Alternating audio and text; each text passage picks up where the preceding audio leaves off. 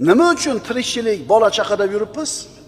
Hayotimiz osuda bo'lishi uchun. Va o'ylayapmizki, chaqamiz ko'p bo'lsa, hayotimiz zo'r bo'ladi. To'g'rimi?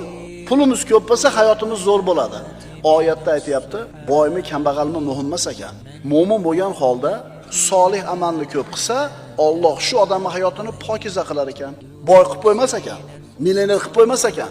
Albatta mansabga o'tkazib qo'ymas ekan. Qanaqa hayot bo'lganda ham, rizqi qanaqa bo'lishidan qat'iy nazar, hayoti pokiza bo'lar ekan. Pokiza hayot qana bo'ladi?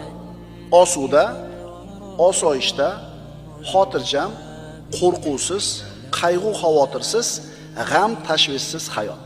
Shunaqa hayot kerakmi? Solih amalni ko'proq qilaylik. Pokiza hayot degan so'zni Abdulloh ibn Abbos halol, pokiza rizq deb tafsir qiladi. Ali roziyallohu anhu pokiza hayotni qanoat deb tafsir qiladi. Pulimiz ko'p bo'lsa hayotimiz zo'r bo'ladi. Oyatda